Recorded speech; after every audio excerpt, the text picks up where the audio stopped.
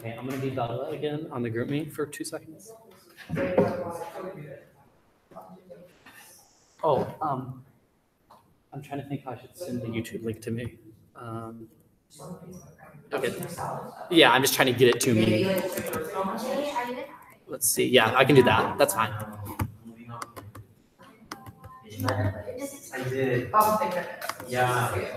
I was worried. Yeah. I was like, I don't want to be homeless. Yeah. I'm living off. I'm living on better. Okay. So It's a little bit of a track. like better and I don't know 512. I think that's pretty close.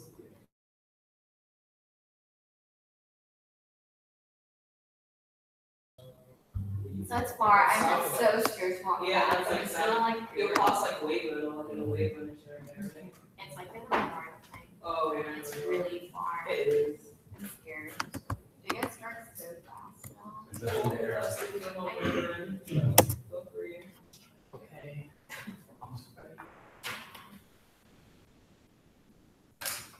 Where are you, Jay? I don't know. I don't know where my streets are. It's close to, it's close to Midvale. Okay.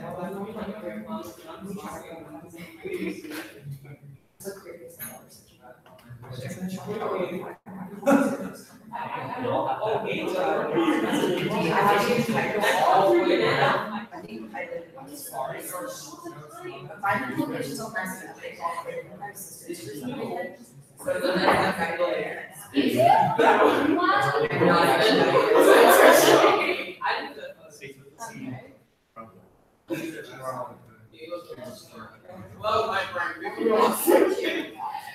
But Yeah, we got to do that on USAC Live. You don't walk all the way down the train, you walk and turn like you and Hi. Sorry, I sound like a man. It's a different message. Yeah, I literally just obviously, so I'm really awesome.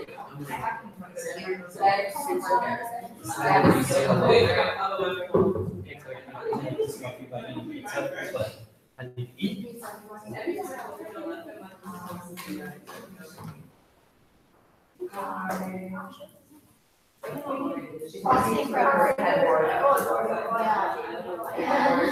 She's in everything.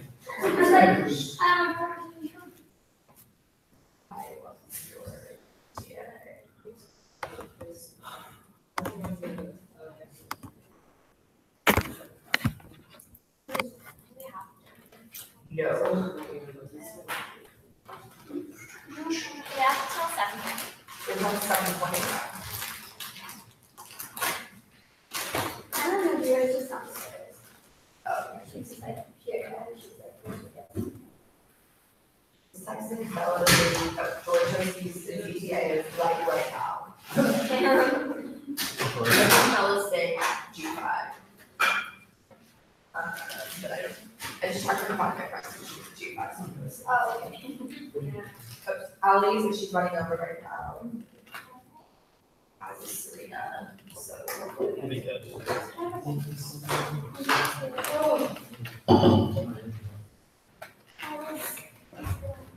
Yeah, how is that? Right.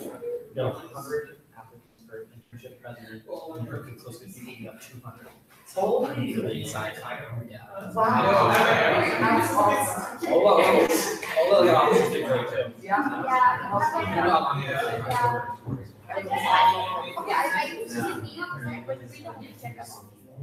Bella's not there. And then Coach before that. slightly The good thing is like. This one was like, it's there. It's a 1, it's there, it's 1 at 3. It's only a 2 and a 3. That one year, yeah.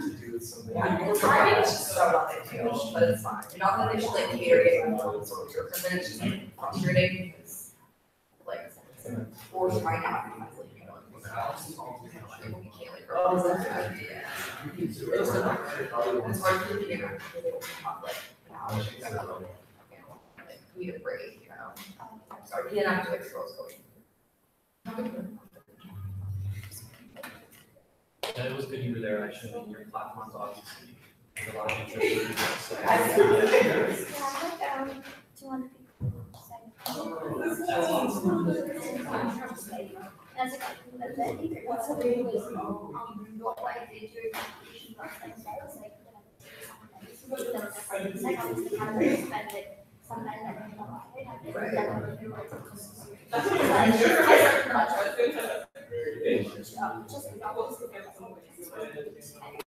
I feel like we should all have like something sort of, do something. Yeah. So, Like, I feel like, that is like, if we're asking, like, we spend like 5 or 6 days of football towards one hour. Same. And then we like, oh, like, go on, like, you know, where's the article from? Okay, sure. Like, thank you.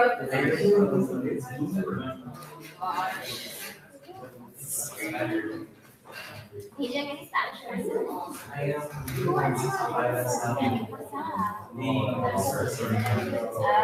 Yeah, it's fun. Oh, I know. I think they probably had a really cool weather. So do you have to go off campus for that? Apparently, they get one just for like, yeah. What is it? They use You know, heat. yeah. So when I graduate, like, I'm not sure.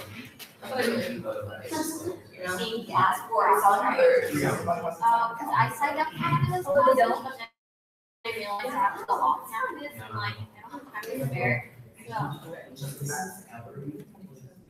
Yeah, but that class, we have to go off campus like 3 hours a week, and then like 4 hours, so it's an 8-hour class, and I'll write that's requirements. So I was like, yeah, and I was just like, today was just like both PSA.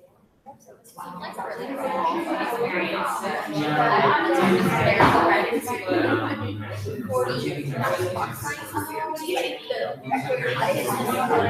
Yeah, so like that is, I don't do I'm almost done with my English one now, so, and I got done in Spanish advancing tonight, I got that, and so it's just great, so yeah, it's great, yeah. We'll like talk to you. So, yeah, I don't think I'm right or double major, but. Yeah. So I was like,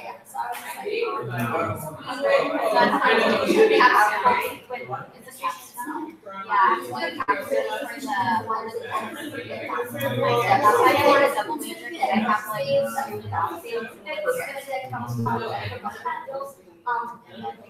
like just the whole idea is that you don't have to like 9 hours of your day, or like Right, just like, get what it's by. exactly. Since I'm like, oh, like this specifically, like this specific time is just gonna be during the day, like the class for a couple of hours. So I just want to say that if you think about it, just because like people want to learn stuff going on. Yeah, it's like maybe like probably like Great, I don't want to cross one side. oh, perfect. Yeah, it's like we just have like something like cookies, stuff like Great. that's Where we at? 1, 2, 3, 4, 5, 6, 7, 8, 9. Okay, you're being wait for all your screen to get one.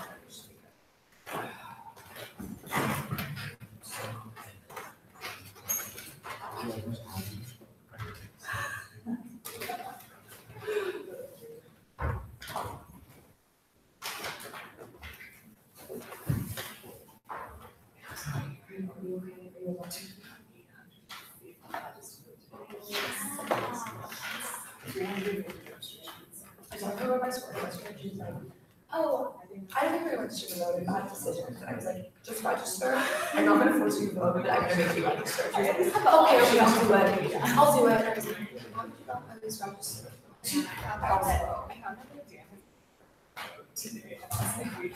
I'm breaking the whole thing right now. Right. When I also wanted to mention something, she told my students, one thing I would do was Trump supporters, so not consider it wrong personally. To the story, So, I'm not laughing, I'm not part of something. it was so wonderful. Lots of work. 85. So you know, Of course I I know. love that. There's so many There's so many. I was the one.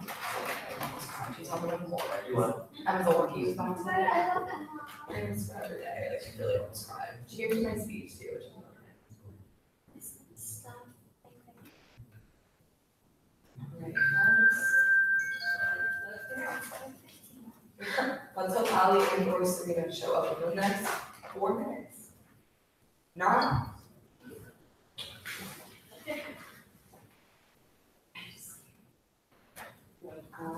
Who else?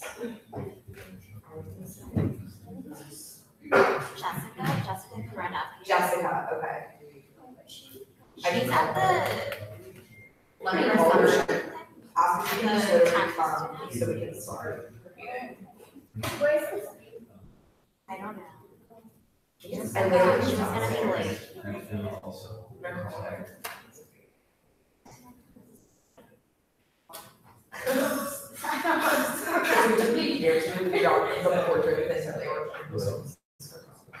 Oh, okay. Nice. I know they heard that. We don't get one more person, then Okay, if there's anybody you can get there like in the next 2 minutes, and you can leave and come back if you need to, but like, you're online. No, asking. okay. Sorry, we just really complicated to order. Okay. Okay. Thank you. It's okay. Jessica's coming up. Okay. Oh, it's kind of message, yeah. Oh, from downstairs. Yeah, she'll be here. Yeah, she's coming. Just. Okay.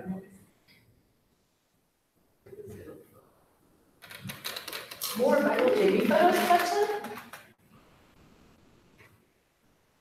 Oh, I met a girl in Korea that originally in her house, she came over and she said, no, it was so. That's my story. It's very interesting. It was great. It's really good. I think they're sharing a Halloween costume tonight during. Okay, fabulous. So they have a costume. That'd be great. Like, you can't be, wait, Halloween. Thank you, Zach. We can do Halloween this. But then it's less funny because it's so street. It's We're trying to be like. street people don't have. Oh, wait, I'm going to scout. Very like, You literally- their headdress. I promise you, you can have little strange things about my podcast. You know, it's just like, I think it's such a good, just like, straight in. oh, it's Go with it. a week. So Bro, I can it's wake like up. a and- year. Oh my You're god. like, I was thinking more like a Sunday. Overall, it's maybe. but then I would have to dress. Yay! Thank you. Sorry. Sorry. You're totally I'm sorry. Thank you for registering now, because I'll be reading about over here. Yeah. All right, everyone. I call this meeting to order at 7:18 p.m. Just needed. Ryan and Thomas are on the attendance sheet. I wanted to shout out Ali and Serena, but they're not here, so we'll shout out them later. But it's rude about okay, so the first item is the approval of the minutes from August 7th. Those should have been sent out last week. Has everybody had the opportunity to review the minutes from August 7th? Yes. Okay, so is there a motion on the table to approve the minutes? Thank you. Aisha, is there a second? Julia, thank you. Okay, we're gonna move into a roll call vote, beginning with Ivy. Yes. Evie? Yep. Number one? AAC? Indira? Thank you. CSC? Yes. Welcome back. DAC? Yes. FSC? Yes. SWC? Yes. And TSR? Yes. Great, so I have one. 9-0-0, motion is approved, and the minutes from the August 7th meeting are approved again. Okay, next item on the agenda is the agenda itself. Are there any amendments to the agenda?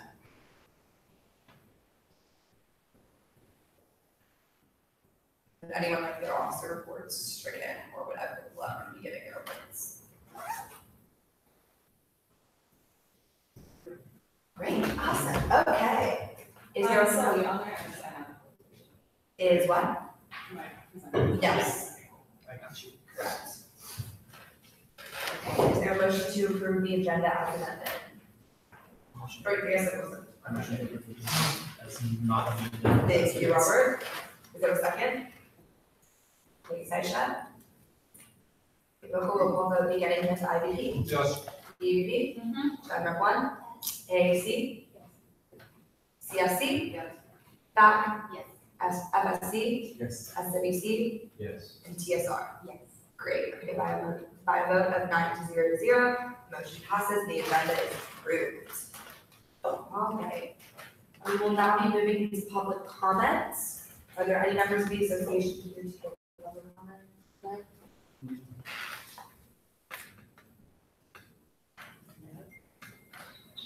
Okay, last call for public comment. All right, we will move past public comment then. So our next item on the agenda is the appointment of Deborah Shaw to the Community Service Mini Fund Committee. So per usual, I will go ahead and read the appointment position description and answer any questions that y'all may have, and then we will move into the hearing as usual. So let's just close that. Also, I apologize for my voice. It's really raspy, but it's okay. Okay. USAC Community Service Mini Fund Committee, 1 filled, 4 open. Openings 5 positions, or 4 positions, 1 chairperson and 4 members, 1-year term. The Community Service Mini Fund Committee is dedicated to providing funds for student community service programs, activities or services which contribute to the elimination of poverty and social problems, and or provide services such as health and education to underserved groups. Holds 5 hearings per academic year, and it is stipended. And just as a reminder, at last week's meeting, we appointed Ashley Koya as the first member of CS Mini Fund. So before we proceed, are there any questions about the appointment itself?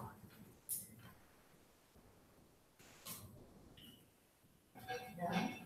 All right, Deb, whenever you're ready, if you'd like to stand wherever's comfortable for you, and then give your opening statement, and we'll move into your hearing. Wherever's comfortable for you. Hello everyone, my name is Deb. I am 4th year and I'm the manager. I've been on the CSC for 3 years now, and I've been involved in PCH, which is a community health organization. We provide free primary care screenings to people in disadvantaged communities, and we kind of help raise awareness for senior disease such as dementia. I have been in charge of the organization's finances and have helped last year and have actually drawn up a budget for this year. So I'm pretty adept at actually financing such kinds of organizations. I am responsible to evaluate the effects of our organization on our community and ensure that all our funds are actually used for valuable purposes and actually benefit our community. So to kind of go on to why I want this role, it's to kind of ensure that, well, as part of my new position at the CSC, I kind of sit down with a lot of project directors and kind of discuss their goals and objectives for the whole year. I kind of help them plan out their funds and assess whether they're actually helping the communities. And I've sort of noticed that talking to them, there's a lot of good ideas that they have, but there's a certain disconnect between their ideas and what they're actually asking for funding. And so my whole goal is my goal to join this fund is to kind of help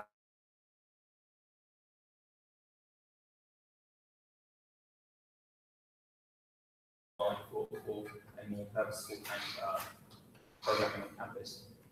So like, for example, one of the health organizations I talked to earlier this week suggested that they should ask for a pulmonary specialist to provide their services. And they did their research, they sort of went into the census and figured out that area has a historically high smoking population. And so I thought it was a really good idea, but when I looked at the funds, people just usually apply to the box stand, food transfer from services, from funding bodies such as the CS Mini. And so my goal was really to kind of diversify that, allow them to get creative, and actually impact their communities the best they can. That's me. Thank you. Any questions for Deb? You can say something. Oh. That. Hi. Yeah, Jane. Community service, what does that mean to you, and what is your vision for this position specifically? Community service is the ability, in my opinion, the ability for someone to do good for their community, to give back and ensure that everyone else has the same sort of opportunities and resources as we do. And for me, that's extremely gratifying. And so my vision for this kind of position is to make sure that other campus organizations like mine get the opportunity to kind of get really creative and really help out their respective communities.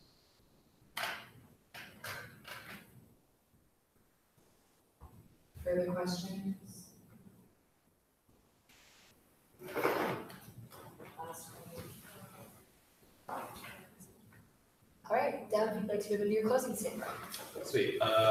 So yeah, as I said, I think my experience is kind of like quite suited to this position. I was really enthusiastic about doing this, and so I hope that it will give me the opportunity to sort of advise and so on decide what kind of organizations you can start. Thank you so much. We appreciate you being able to join in person. All right, as per usual, if Robert can give a report about ARC's vote and members of ARC can share as well. Yeah, we voted 3-0 for approval for this appointment. I don't have the notes up because I really felt like you were really qualified. Obviously, your experience in CSC with community service is extensive. You've done things with giving out money allocations to organizations on campus, and you do seem like you really care about it. You also acknowledge that you can fit some things like reaching out to organizations and being more, giving more publicity to organizations that might not have applied in the past. So I feel like you're not just, trying to maintain the status quo, you're actually trying to improve. CSC mini fund as well. So hopefully, I think you'll do that, and that's why I voted to approve. Thank you, Robert. I shall represent it. So similar to what Robert said, we had the yesterday, and the reason I wanted to approve was because the knowledge she had like very extensive knowledge about like everything that like the process we're doing or CSC was doing to begin with. I know that we 100% agree with everything Robert said. Something that came up which we asked him yesterday was that having been involved. One, like making sure there is no bias, because obviously if you're involved in like one of these projects, like going forward with that, I think had like a very clear answer in terms of like setting boundaries and like how you should go forward with that. Secondly, about commitments, because clearly you haven't been involved in a couple of things, and we did mention that he has a job, but then after that, this would be a priority. He's gonna want to like sit back a bit on the PCH commitment and like delegate more, just because like we wanted that before, so I felt like I was really satisfied with like everything that we kind of like went over. I think it was just like a very detailed like discussion of like everything, and like we didn't have to ask much, just because like to like clear about like what his intentions were, where he was going for, like what we saw in the position. So I mean, I personally was really happy, and I voted yes for that. Jessica? Yeah, I don't want to sound redundant, but pretty much what Aisha and Robert also said, but Deb just seemed very experienced. He's been on CSC for 3 years. He's been a project director before, and I think on top of that, I think it can be hard to be critical once you've been in like the environment for so long, but his understanding of also being critical towards things that can fix, like outreach, like going through soul, that was really mature. And clearly good understanding of the position, so yeah. So much, Jessica. With that, is there any further discussion on Deb's appointment, or is there a motion on the table? I motion to approve to CSC. One step up and one second. Yeah, sure. So yours is good. Great. Okay, the roll call beginning with IVP. Yes. EVP? Yep. Member one? Yes. AAC? Yes. Thank you. CSC? CAG? Yes. BAB? FSC? Yes. SBC? Yes. And TSR? Yes. Great, by a vote of 10-0, the motion passes, and Deb's appointed to the CSC. I will be in contact with paperwork and hiring and all that sort of stuff, so just look out for an email from me soon. Ross, you're welcome to leave whenever you'd like. Yeah. Thank you. Great. So next, we have a special presentation on the UCSA Campus Organizer campaigns from Sally. Hello, as a reminder, special presentations will have 15 minutes to present, and there'll be a 5-minute Q&A, though if you do extend, that should be totally fine, but just want to give you some rough parameters. Thank you for being here, and feel free to stand or sit wherever you're most comfortable. Jessica, I also emailed you the presentation. Oh, you did? Okay. Yeah. So you're actually still,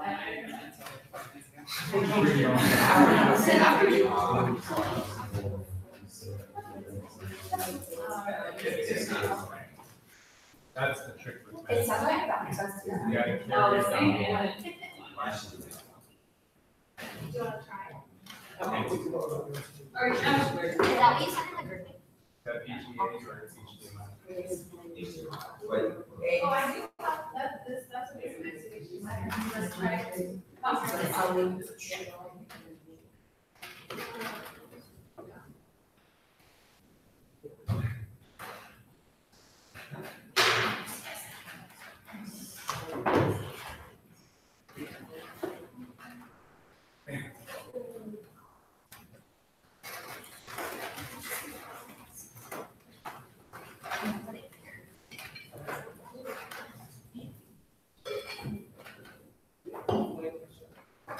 All right, hello folks, my name is Ali Muhammad, I'm the statewide organizer for UCSA, the University of California Student Association. I want to be really quick, I just kind of want to check in with you all, kind of let you all know what kind of work we're doing this year and how you all can be really significant in lifting and really the execution of that work. I guess I will start with a question. Anybody tell me what UCSA is? What is it about?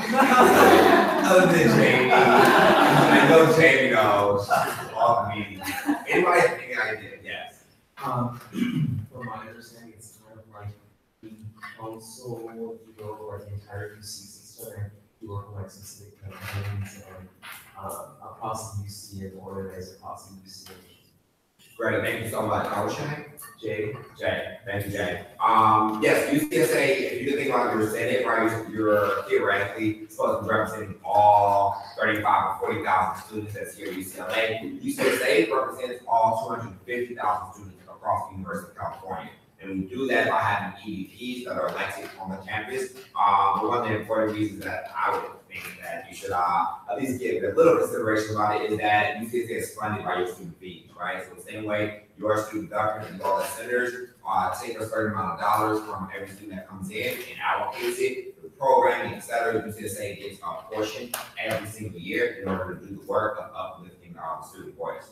So I think it's because I serve you all and because you all keep the organization alive in a very practical way. I think it's important to give y'all just a glimpse, a quick idea of some of the work that we plan to do over the next year and how you all can engage. So just for you, about me, my name is Ali Muhammad. I have been organizing with UC students for a long time. I went to my alumni of UC Berkeley. I graduated Cal in 2013. When I graduated Cal, I started working with the African Black Coalition, which is a statewide collective of Black student unions throughout the state, we have some really phenomenal wins, and we still do a lot of work, specifically targeting supporting Black students.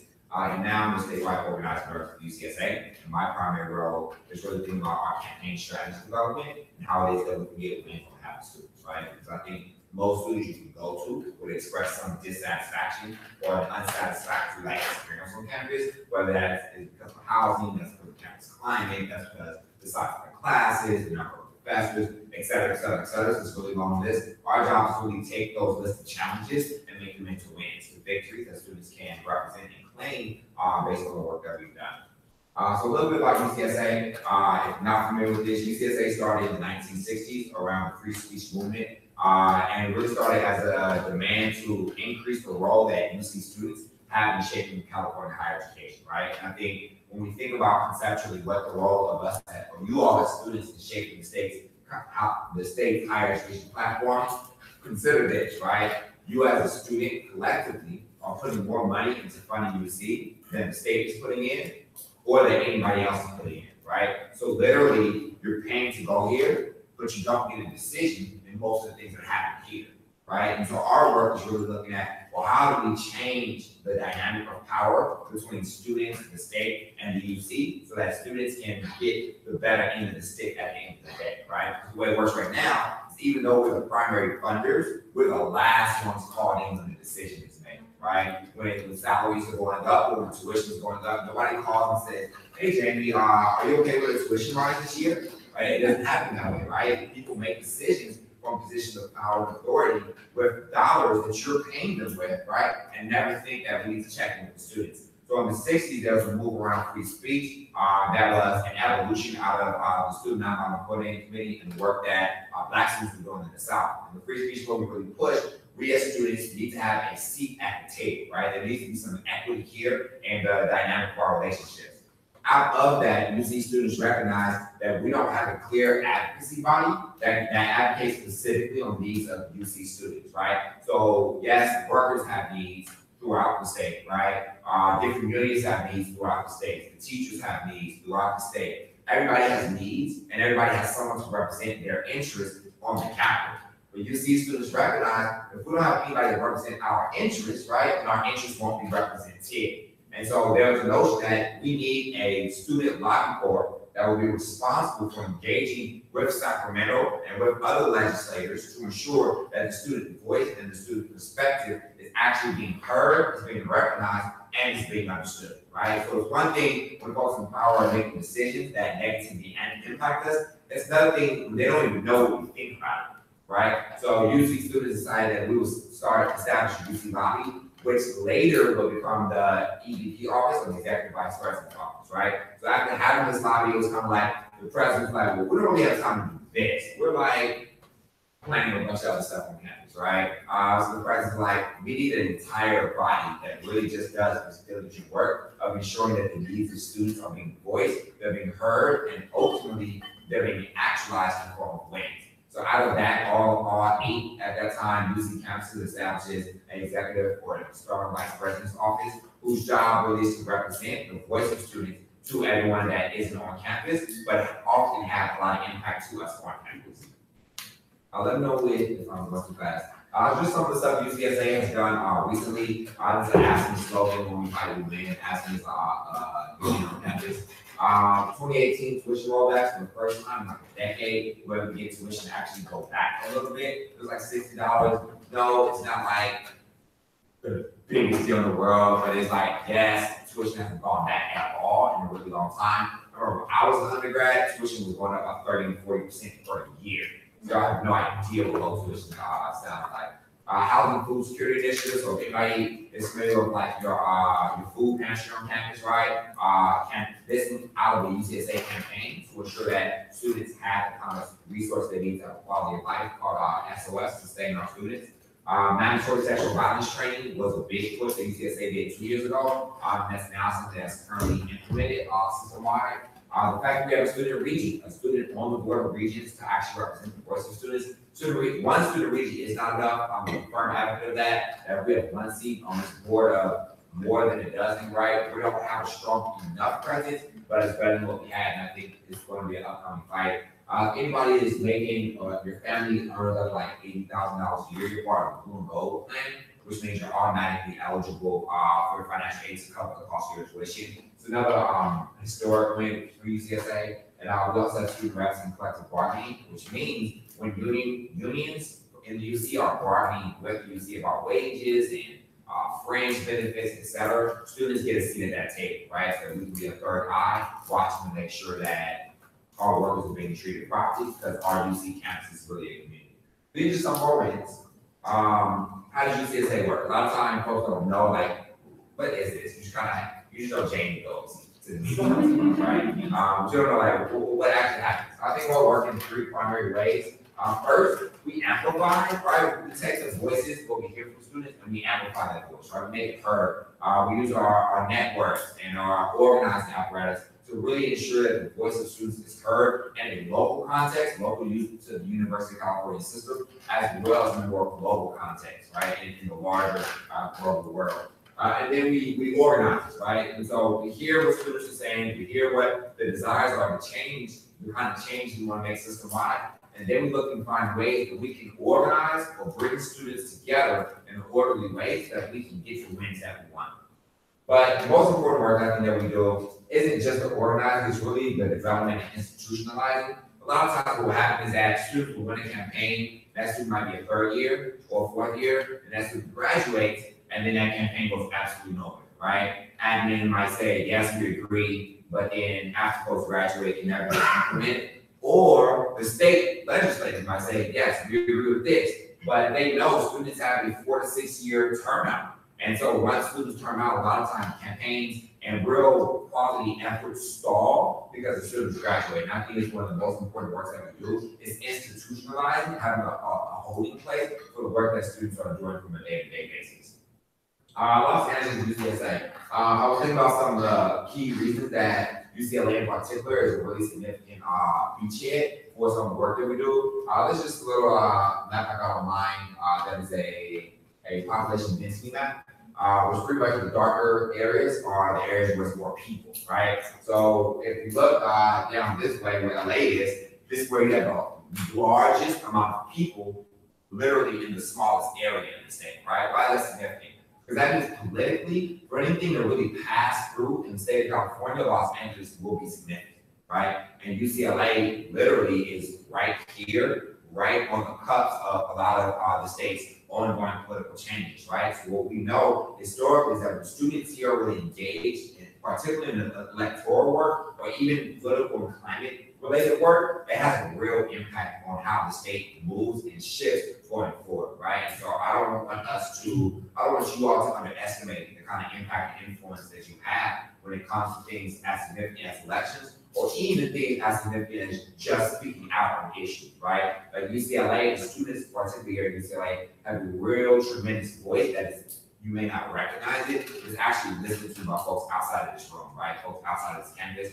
when they hear that literally dozens of thousands of students here are on one particular page, it makes a real difference, right? They can hear that voice loud and clear. And toward the end, I think that what we want to help do is to offer an amplified voice and a unified approach, meaning the things that are impacting you as a student here at UCLA, it's also impacting folks at UC Berkeley, at UC Irvine, at UC Santa Cruz, right? And instead of you just fighting the fight on your own for what's happening to you as a student here, it's often a fight that we can fight throughout the state and really have a unified and amplified voice around the issue we're working toward. All right, so what are we doing this year? Here's our 4 primary campaign areas. The first one's called Racial Justice Now. This is a campaign that is actually co-spearheaded by ASHA, which is really dope and exciting. And the Racial Justice Now campaign is looking at supporting ethnic, cultural, and recruitment centers, right? So here at UCLA, y'all have the CPOs, and you have one more entity. You have like ASUs, right? Where there's these centers that are designed to support students of color who historically have been marginalized on these campuses, right? Or in a present day context are marginalized, even if you just look at a pure demographic population right now, right? There's not enough, right? And so what the campaign is working on this year is finding ways to increase the amount of dollars that's going into like high school outreach, right? To bring more students of color in, the amount of dollars that's going into retention programs that's designed to keep students of color on campus, right? We know that UC does not have a particularly positive image nor positive reality when it comes to the recruitment and the retention of students of color, right? So this is our first campaign, or one of our 4 campaigns this year. The second one is called Fund UC. Fund UC, we're looking to improve the facilities on campuses, right? And so UCLA is really nice, but a lot of the facilities do need improvements, right? A lot of the campuses, the number of students is outgrowing the size of the facilities, right? So our classrooms are really cramped, there's not enough housing, et cetera, right? So one of the pieces we're really pushing is to increase the amount of state dollars being allocated just so we can improve the quality of facilities on campuses, as well as shooting for $120 tuition decrease. That would be a huge win. Acquire is one of our quality of life for students. And this year's campaign is looking at how do we increase a robust amount of support for undocumented students across the system. One of the highlights of that one, for example, is a lot of undocumented students often need like legal aid in order to transition from point to point in their in their time as a UC student. And so one of the big targets of that campaign is to get legal aid established for every single UC campus. Why we don't have that yet? I don't know, it doesn't make sense. I think 5 UCs are HSIs, or Hispanic Serving Institutions, but we don't have legal aid, it doesn't possibly add up. And then lastly, UC Vote, which is a focus on get out the vote efforts and voter education efforts, which is actually being spearheaded by Jamie. And Jamie's doing a great job. And the goal with that is to hit 100,000 contacts in this election season. So that's just a little bit about the work. Where you can help if you're ever interested in help. I'm a firm believer that all politics is local. There's no such thing as statewide and national politics. We're not really doing the real front work of local politics. And what that looks like on a local level. On a local level, that means supporting Jamie in many of the efforts that she's doing, especially around voter education. Are folks familiar with Prop 10 by chance? No. Okay, great. That is the housing one, Casa Hawkins. Me and Jamie are already planning to connect and tap in to bring some resources about Prop 10 to campus. But did you know that in California, for some weird reason, rent control, California has a very terrible homelessness population. In Los Angeles, the homeless population is very large, right? I live in LA, so I drive and I see it, right? Y'all are at UCLA. You see it at UCLA? Yeah. Y'all see the UCLA, right? And one of the things we find is that is because there's a law in place in California that prevents folks from having rent stabilization, meaning rent can just go up and up and up and up and up, right, with no definite stop because there was a law passed, right? So Prop 10 is a law that's looking to repeal that law so that we can have greater rent stabilization and rent can be more affordable for the residents of California. All right, so that's an example of how you can practically engage, right? So practically, we'll have resources on campus. We'll be working with Jamie to spread the word about that on campus. And literally, campaigns only work when people work them. So we need folks to get engaged, we need folks to work with us. Another area that you can help outside of like electoral work, you can always tap into ASHA to really, if you want to support students of color on campus, or students of color who don't have access to campus. And that's some of the awesome work she's doing. Those are the two primary ways that I thought of. And Jamie will be doing a host of programs between now and December that I think will be great for you all to engage in. That is my few minutes, and I'll take any questions. Thank you. Any questions for someone? Yeah. I guess, especially at the activities fair today, I had a lot of questions for transfer students, especially with advocacy work and how difficult it can be because of the time constraint we're on. I know a lot of times transfer students don't want to get involved in certain organizations because they feel like they're kind of capped off so that they can grow as well. And so I guess how would you say like that ability for transfer students to get involved in, I mean, important issues for the UC, is that something that's feasible? Is that something we should definitely keep pushing for? Or is it right now not really in that structure that really gives transfers like employees to go to advocate for their own issues? Yeah, I think it's absolutely essential for transfer students to get involved, and I'm speaking to two reasons. The first one is transfer students, you have a shorter window of time at the UC, which means you're going to be in the real world with much less like leeway to kind of like just do whatever, right? A lot of people do whatever in our first few years, but we have much less leeway, right?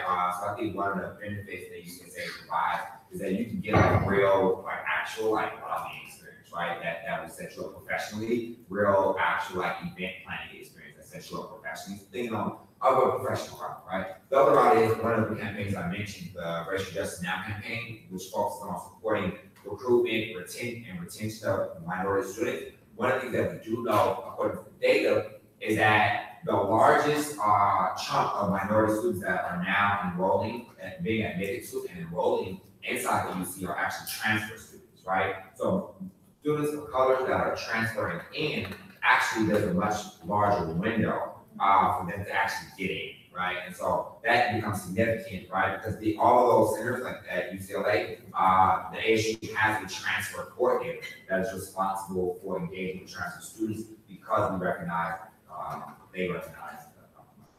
because we recognize that kind of need, right? So those are the two ways I would think that transfer students have a very like real intimate like engagement point. And right now, UCLA included has a mandate of 2-to-1 ratio, freshmen to transfer. So for every 2 freshmen, UC is supposed to be admitting at least 1 or enrolling at least 1 transfer student, right? So what does that mean? That's the result of strong lobbying effort. Those transfer students should be engaged because it's very relevant to not just you, but also to future transfer students. Any other questions? So sorry.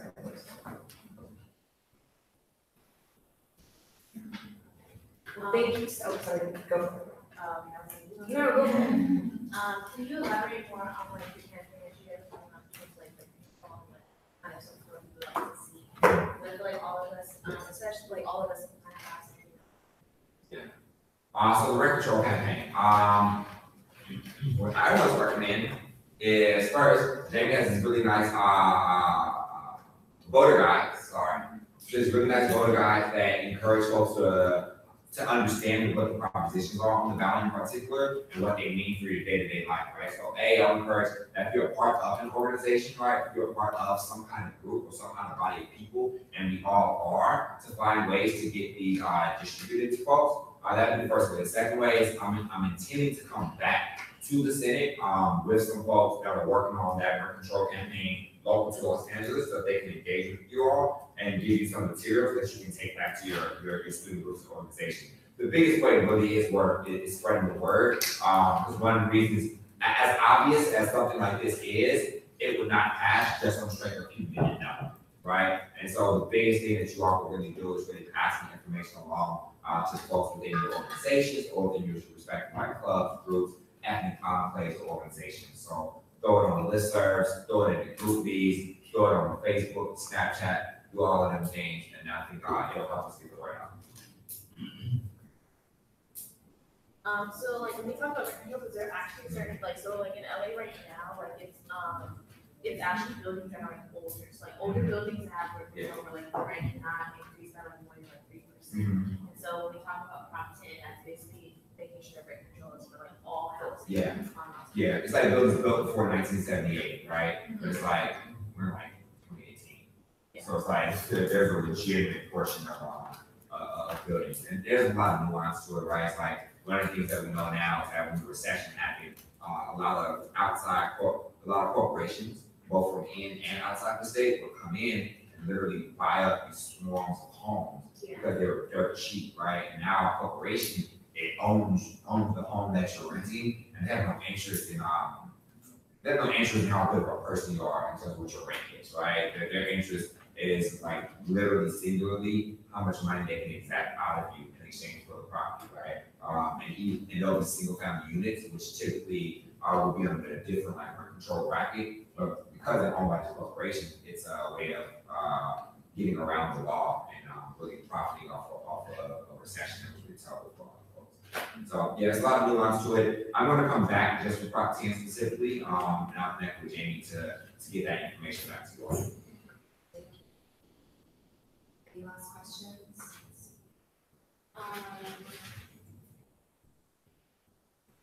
I feel it's almost sad because I feel like when I ask you questions, I feel like I can get the answers from Jamie too.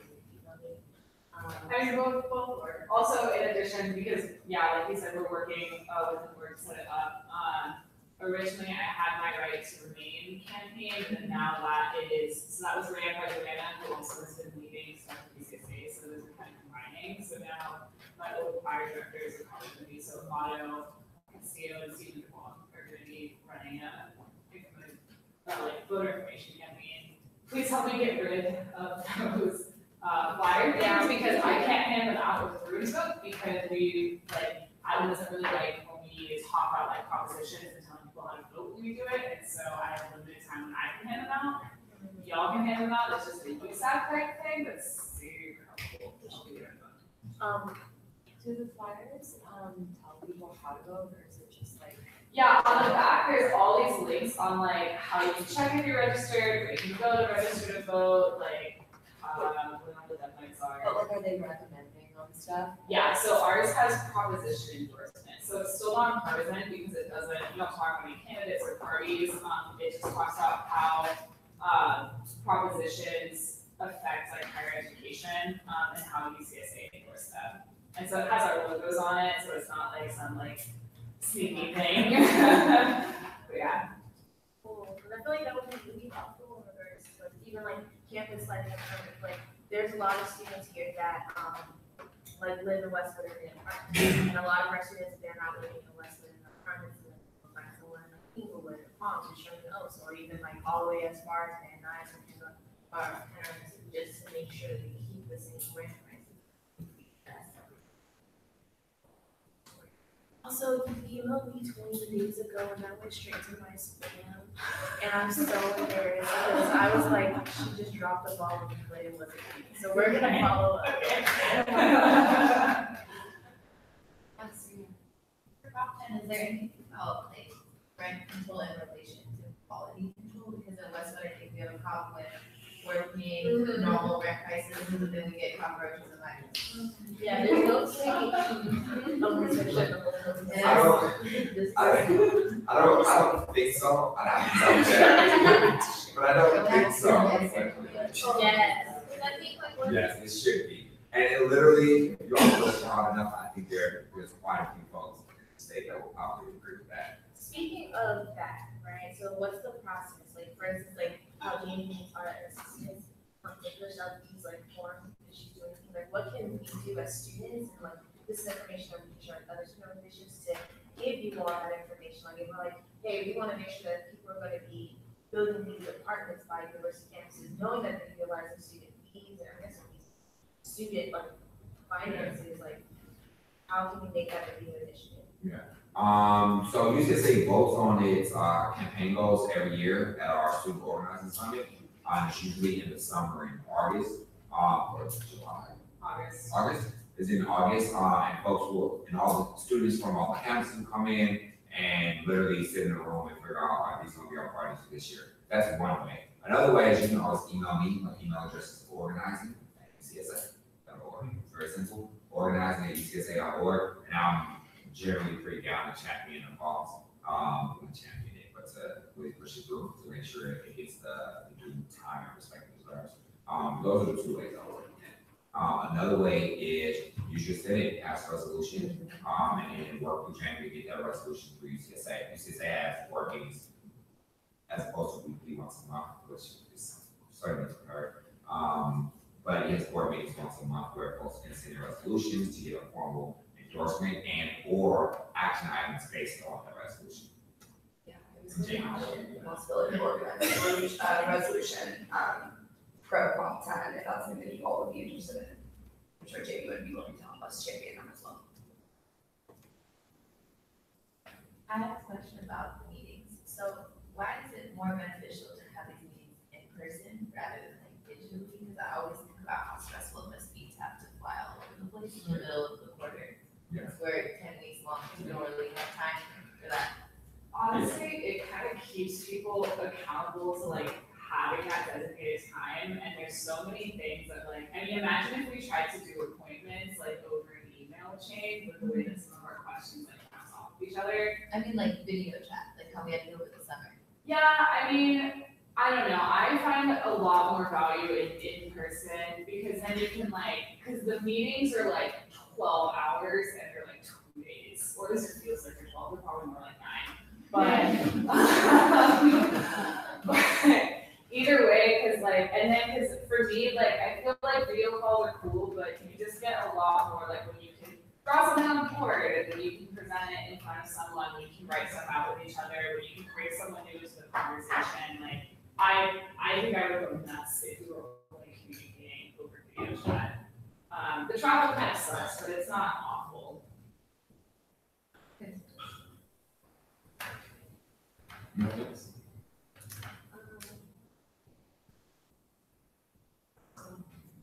Great, well, thank you so much. Thank you all. Thank you.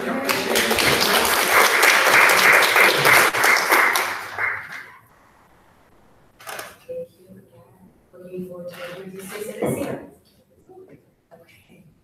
I'm so sorry about this for you. All right, we're gonna move into officer member reports. I will go first. So So appointment updates per usual, like I said last week, applications are now open for all remaining presidential appointments, which is really exciting. However, some of these appointments have traditionally been maybe harder to fill because they're more niche or they're not stipended or whatever that is. So again, I'm going to continue to need lots of help with PR and publicity, inviting people that you know to the Facebook event, reaching out to folks that you know might be interested in these various boards and capacities. If you have any questions about what they entail, please feel free to text or email me at any time. But we're really hoping to get these all filled by the end of the fall quarter, if not sooner. So hopefully those will be done. Next thing, the UC Office of the President just emailed myself, Michael Stiles, the UC Council of Presidents co-chair, the UCSA president, and the UC Graduate and Professional Council president, which is like the grad equivalent of UCSA, about our recommendations regarding the revised SPSH policy. So I'm going to be in the process of reviewing that policy and would love to hear if any of y'all have any thoughts. I'm going to reach out to the rest of the UC presidents as well. If you have any thoughts on the policy that you'd like me to send to UCOM, please let me know. They will be due in November, so I have a lot of time to work on that. But in the coming weeks, months, this is something that we can talk about maybe as a discussion item in the future. Just wanted something to put on your radar that was released very, very recently. And will be discussed at the Regents meeting this week, as I'm sure Jake will go over. Next thing, there is an event taking place on, let me find it. Sorry, I clicked away from it. I was sent an email about this, but on Tuesday, October 9th from 5:30 to 8 p.m. is going to be the Black Convocation, which is a welcome event for Black students. Basically is a fair of all the various resources that will be available. So like there's 20 entities that will be tabling, including CAPS, CARE, ResLife, AAP, CPO, etc. They reached out and asked me if USAC would want a table, and I said of course we would. So I'll send around a Google sheet to sign up for when y'all are available to come to that. We only need like one USAC rep at a time, but I think as many people as possible would be amazing to show our support for the Black community and for students that will be served by this event. So if you have any questions, I can forward all that information to the email very soon, but just wanted to put that on your radar. And then, sorry, I'm full of things. Next thing, reminder, if you or someone in your office needs parking permits for the school year, please let me know ASAP. The blue ones are pretty much all gone, there might be one or two left. The yellow, I still have like 7 maybe, so text me, message me, email me. If you've already texted me, text or emailed me, I should have sent you an email with the information about it. So, yeah. How, do you know how long that you have to like hold this spaces? Only because I'm hiring on still like a couple more positions for the executive board, and I have like a lot of commuters. Sure. They just did not get parking. Sure. So I just feel really bad. So it'll be first come, first served, and there's still a fair amount of yellows open. If you want me to hold a rough number, just let me know, and I can put hold for TSR. So just text me or give me like the rough number that would be. Yeah, I want to get these out as soon as possible, so that way folks have a place to park when classes start. So again, just let me know. What's the difference between those colors? Blue is, I believe, it's more mobile. You're able to park in different spaces. I know Robert and Jessica both have blue. If anyone else wants to. So blue permits, you can park definitely overnight. You might be able to with yellow too, but blue permits, like you can basically park anywhere on campus within certain hours, and then there's certain parking lots where you can park there all the time. So certain parking lots on the hill, if you have a blue permit, you just move there even if you have another lot assigned. So they're much more high demand. They're usually what like administration has. So definitely, like if you have the option to get that, I would get that one. And they're roughly the same price as the yellow. Yeah, I think it's like $250 versus $315, but again, I think I only have one blue permit left. So if you want that, jump on it. Okay, and the very last thing, thank you to those of you who came to This Is Brewer Life this weekend. Just wanted to publicly shout out all of the producers and cast members for that event, because for those of you there, I thought it was the best one yet. I thought it was really phenomenal. It's not me just trying to promote myself, I think most of the show. I really thought that it was moving and multifaceted and dynamic. So if you know anyone that was part of the show, that worked on the show, show them some love this week because it was really great. And that's it for me. Any questions? I know it was a lot of stuff. Yeah. I think I sent you my stuff things. I emailed them, not you. Oh, okay. Yeah, I figured you didn't need to be CC'd Where directly. did you email them? Because they're still texting me about Oh, what? Let me see. I think it was me. It might have been last night.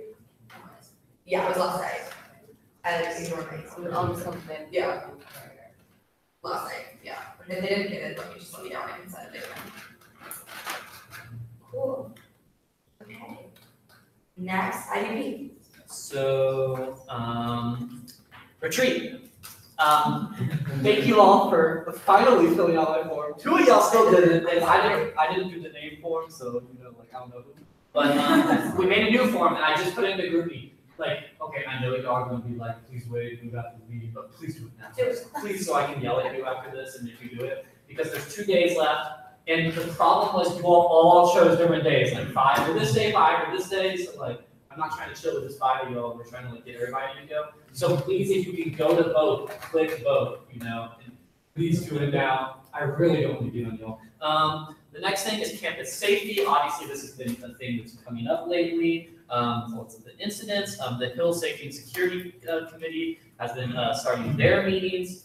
Once again, I just want to necessitate the importance of also USAC being committed to having our meetings and Campus Safety Alliance actually being formed, just because the Hill does not really do a lot of campus partner and alliances. They really focus on Hill safety and security initiatives. That's why they invite the resident directors there. So they're really focused on the Hill. We're really focused on making sure we're getting all these players together in the room to talk about safety issues and actually come up with reasonable solutions with allies. So I really want to once again reach out and make sure that if any of you all want to be involved, let me know, because October is going to be the first month that we're going to try to have a meeting put together.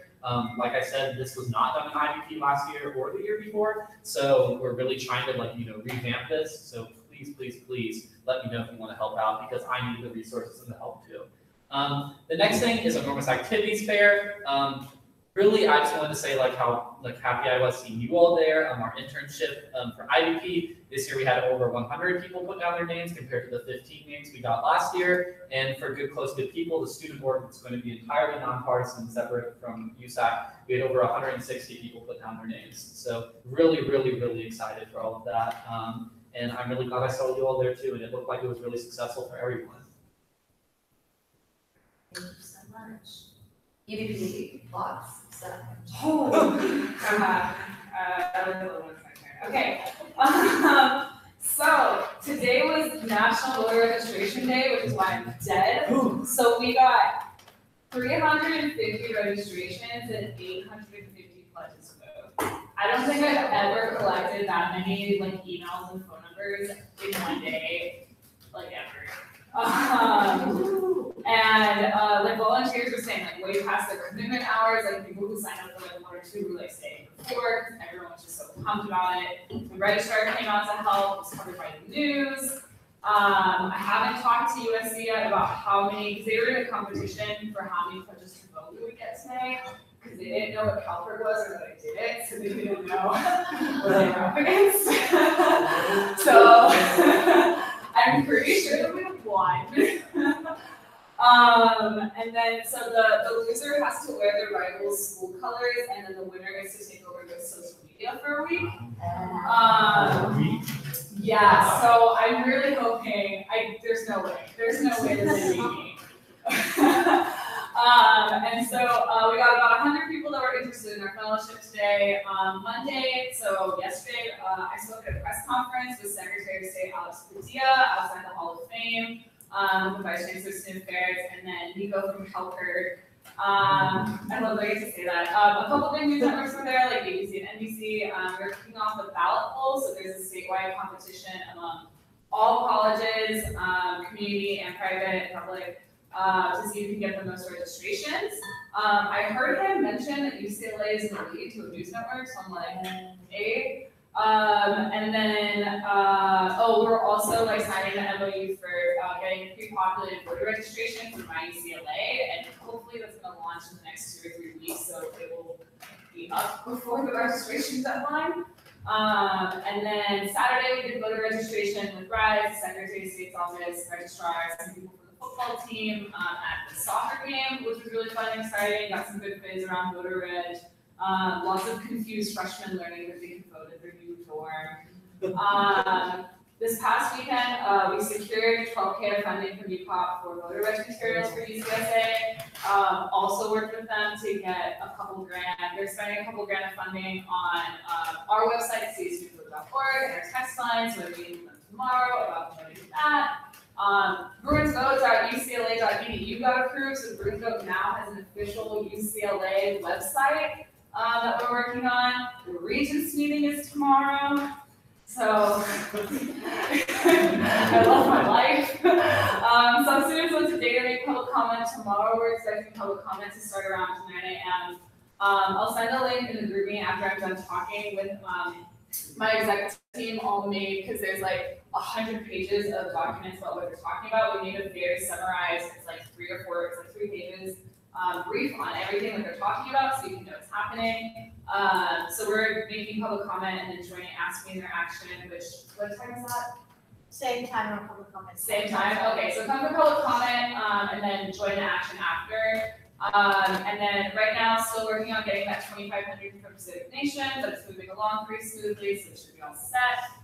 We're just working on figuring out exactly how they should get us the money. Selena also applied for a $1,000 grant from NTV for the same day, and then if we win, they'll come and like actually, like NTV will come to UCLA to cover us and like potentially get celebrities out. So election day is gonna be lit. And then we filmed our Bruins Vote video today. Should be dope. We got some footage with the mascots and Polly. So please share that when it comes out. I should have it by Saturday. If you really like the video, I can hook you up. I'm a videographer. He's dope and always looking for work. Yes, please come to the Regents meeting tomorrow. Yes. Is it in the same place? Yeah, it's in Lufkin. Exactly, okay. Are they doing stuff on Friday, or Thursday and Friday also, right? Just Thursday. So tomorrow and Thursday. And you can make public comment at either of them. You have to email Ann Shaw to get on the public comment list. So if you don't want to do that, go to tinyurl/UCLA Regents, fill it out, and I will send the email for you. Yeah. How do you get access to your 3P? Oh, I'll send that link right now. Any questions for Jamie? I know it's a lot. Thank you for working so hard, I really appreciate it. It's January 1. Okay, that was a lot. Yeah. Just 3 things. Our internship apps are out and we got 100% today, so that's great. One thing I talked to a couple of y'all about separately, but one of our projects is called Conversations at Curve, which is centered around accessibility like administration, faculty members, and just like personal users on campus. What we plan on doing is just like to get folks like out on work bad. I know we're like I'm usually just there, and kind of like have coffee, cookies, and have people stop by. So it's not really like, oh, you're coming to a town separately, you're coming to like a space separately outside your schedule, you're just stopping by and have a coffee. Then you talk to folks. So I thought we reaching out to y'all about that and see if Wednesday of week 2 works for you, or like someone from the office to like be there for like 30 to 40, just like 30 minutes to an hour. And then another thing, which is one of our projects called USAC, kind of like you kind of thing. The whole idea was to help student initiative projects.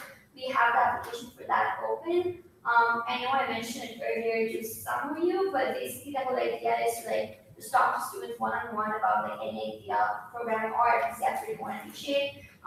We don't want the agenda of one office to be like doing all of that. It just be like us facilitating, and we feel like it's more like relevant to like what maybe let's say Robert's doing for IoT or like some other office is doing. So like we love to like just like make sure that person like has somewhere to reach out to you. We have for that specific project we have a council liaison who should be reaching out to you all within this week. So I would really appreciate if you could just like either have someone from your office, just like maybe meet up with them, or just like have shared like contact details. That'd be super great.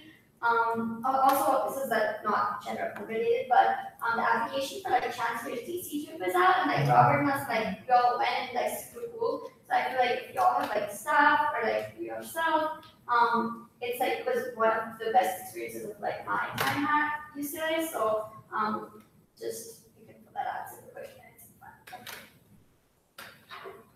That reminded me of an internship. Would y'all be down to do a gas internship Facebook event for everyone that has internship applications out there? Yeah. Okay, cool. I will do that at some point this week. So, I'll like text the group to see who does and who doesn't. I think right now who does, but I could be wrong. So, cool. All right. Jan Rep 3. Awesome. Yeah, so at Lorda's office, we've been kind of meeting with like administrative levels to kind of institutionalize some of these platforms. Cool. We also reopened applications and got 40 new applicants, which is cool. And lastly, we've been training members in the office, and also there was that letter that was sent out a couple weeks back calling the UC out to that's in General Dynamics and Information Technology, aka the people that own the buildings that contain like the immigrant children who suffered at the southern border. So I wrote that to the chancellor. So yeah, those are the updates for Gen 3. Thank you. So again, facilities appointments are still open. We sent some over to ARC, so hopefully we'll get to that soon. We also went to the Enormous Activities Fair today, and we had over 100 people interested in our fact fellowship, and the application for that will be out soon. So I'll give you the link to that. And then facilities has been invited to a couple events on the Hill relating to sustainability. So we'll be tabling at the Living Learning Community Reception, and that's put on by ResLife, and that will be October 3rd from 6 to 8 p.m. at Cobell Grand Horizon Room. So if you're there, stop by and say hi. Thank you. So we just got our new logo, which I will share with you all, just so you can see it. I will, just right now. So shout out to the folks who did that, because I like it, and we finally got rid of that darn dollar sign in the name that I always dislike. No shade to anyone. I just think it's so literal. But today we had, I believe, like 247 people sign up for interest, whether that be for an iPad or for a fellowship. So that was really cool. But with that being said, we're very sad that we only have around like 10 lab coats that we're able to loan out to students, because our lab coat library is like truly like really small. So if any of you will have lab coats that you're not using anymore and would like to donate those like within the next couple of days, please let me know, because we only have around 10 lab coats, and there's like no mediums. It's like smalls, extra smalls, and large. So, but we do have over 400 eye-clippers, and those reservations will be going out tonight at 10. So I'm super excited, and hopefully you will sign up. So if you need any eye-clippers, go ahead and sign up yourself. Pretty cute little wee lab coat donations. Yeah, thank you. Yeah, that's what we're gonna do, because like it's truly like, really small library. So yeah, thank you. Next is CEC, who along with CAP deserves a round of applause for them today. Seriously, Bird Bash, all of the amazing things. Thank you both for your work. Everybody loves camping. Incredible, incredible. I really meant to ask her. I was like, at some point, I'm gonna ask her, and I've heard both. Charlie said that she got on stage. Sage has a number, so like, we'll figure it out. Okay. So, of course, we did Road Bash. It was really exhausting, but it was rewarding. We've gotten a lot of great feedback.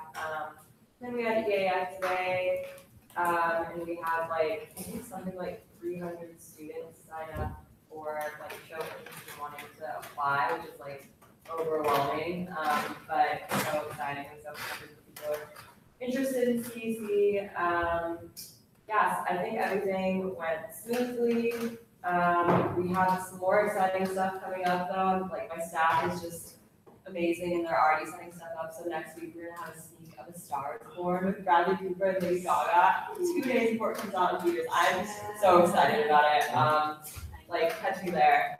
And then we also have a really exciting speaker event coming up that I can't quite leak who it is yet, but I think everyone's going to be really excited about it. That we're setting up that will probably be August 20th, I think. Or October. October 20th. Next year, October 20th. And also lastly, CDC is hiring. Our apps will open at the end of this week and we're gonna have them open for about a week and a half. So share that if you want. Not all our staffs are hiring. But there is some, a few staff, so we're definitely looking for to get some people involved, and start teaching people about stuff and yeah, just getting them involved. Spread that when it comes out. Thank you. TSR. Well, we had our welcome reception, that's why I was late, I'm sorry, please grab some candy. It was great, there's a ton of incoming transfers that really are super interested in a lot of your offices, so I was gonna bring up what Claire kind of touched up on. I would love to have like some kind of collaborative, like on one social media post of, I don't know how many times I've had to explain USAC and I get it, it's fine, but it's been a lot of explaining USAC, so it would be nice just to put some like basic information. I know it can be really confusing for users to like understand council members and then how we have our own offices. So if we can do that, like put some basic information before we do that post, I think that would be really great. And then also we have a community event. It's a transfer and veteran community event at the West LA Gardens this Saturday. It would be really great if we could get some of you there. It's a lot of physical work and we're actually gardening. And the intention wasn't necessarily for it to be gardening, but it was to create some kind of community give back to especially a lot of veterans are homeless in Los Angeles, and a lot of them live by the VA and not near the VA. And so the homeless population, especially in West LA, is very high with veterans. And so we would be planning a lot of plants. It's a lot of physical work, but the more bodies there are, the less work we all have to do. So if you all want to help me and be physical for a day, I'd appreciate it. And then the last thing, I got a new email for the transfer student office. I had a couple people come up to me today, telling me to contact me. It has been an adventure trying to get the information. I made a new Facebook and I got locked out of the Facebook because I think I'm a fraud. So I don't really know what's going on. I'm just really trying to get this started. So if anyone has any advice or can help me out, stared at Facebook for like 5 hours every day the last week, and I don't know how to get not locked out. So I appreciate it. I think the last email I sent was, I don't know what more to tell you, like look at the UCLA website, and I don't think that helped at all. So yeah, I need help. That's about it. Sorry about your technological difficulties. Thank you. Is that email on the USAC listserv? Email you have to know? Okay. Well, you can think it. Okay. It's pretty easy. Okay, cool. So, Yeah, okay. Just let me know if you need to be copied on emails that I sent out of our response. Cool.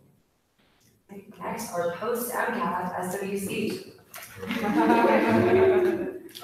So not this Monday, week 2 Monday, we have homecoming. It's pretty much EAF just for SWC, where we just have all of our committees recruiting, and we have a larger presence usually because not all of them really come out. But homecoming, all of them are going to be out there. They're all going to be recruiting. We actually had a ton of people at SWC today, so thank you, Alex, to them for running that event. Holy crap, that was huge. But yeah, our committee apps are opening tonight. Well, they actually just opened tonight. And then also our last thing is that BCC CSC is doing this, I don't know if you heard it, they're doing this Love Shouldn't Be Scary photo campaign for the relationship violence awareness month of October. And they're supposed to be debuting all the photos of all the couples they're interviewing, and it's basically their way to ask UCLA couples how they work together to create honest and communicative relationships. And then they're doing this Kirchhoff Art Gallery opening in October. Yeah, it's been good so far. Any questions? Are you in? I am it. I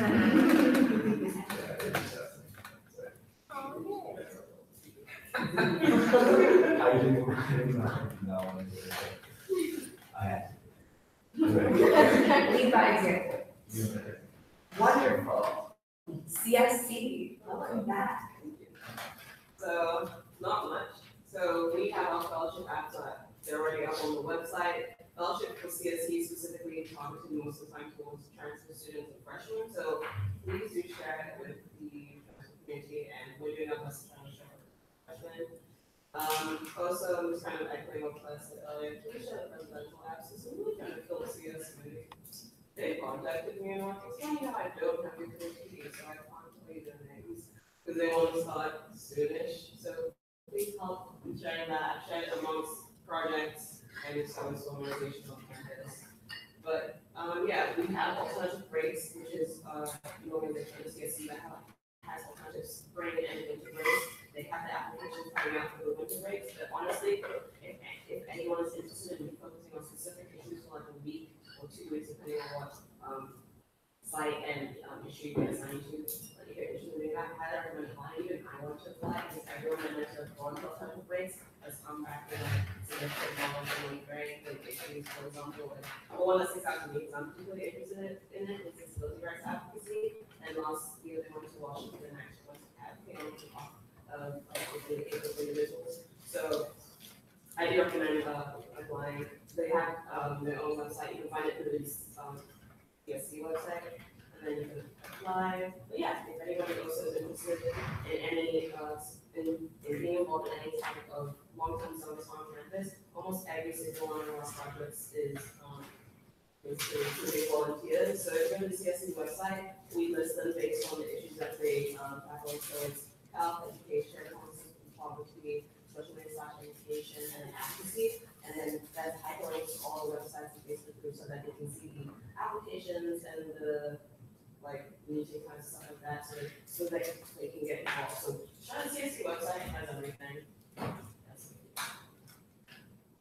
So thank you. AC.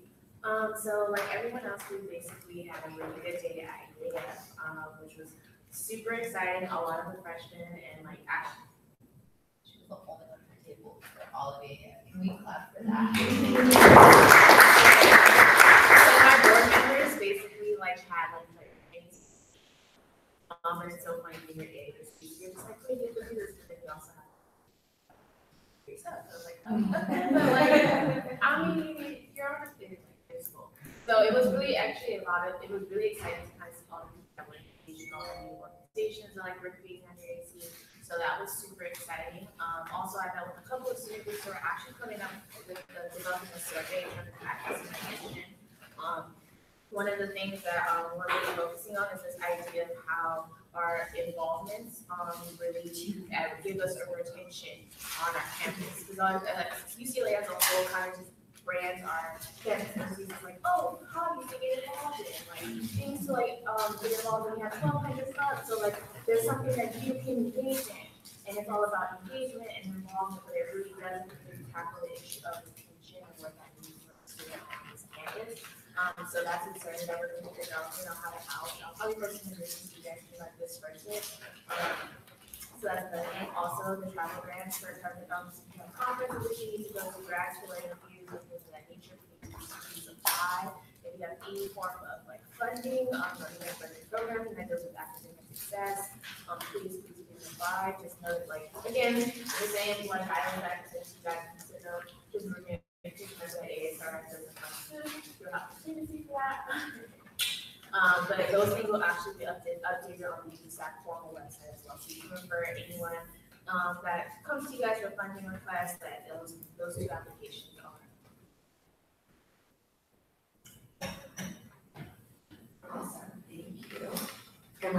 is Kat? I feel like the first half of the year is pointless for me, at least as well. River Bash happened, and then EAF happened. Honestly, I would take zero credit for EAF. That was all Elaine and Luke. Like, I don't know how I was blessed with such amazing chiefs of staff, but they're fucking killer. like Elaine did EAF and then got on a fucking airplane. Who knows that? Our board retreat is this weekend, and it's like the first time in years we've had a board retreat. So that'll be fun.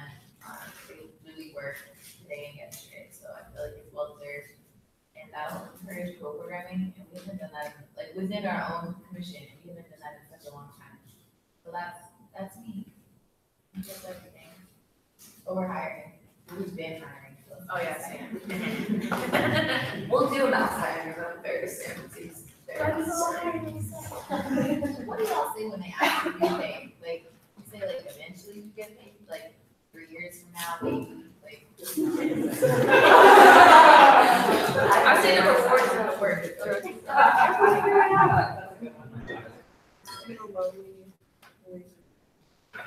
Okay, administrative reps.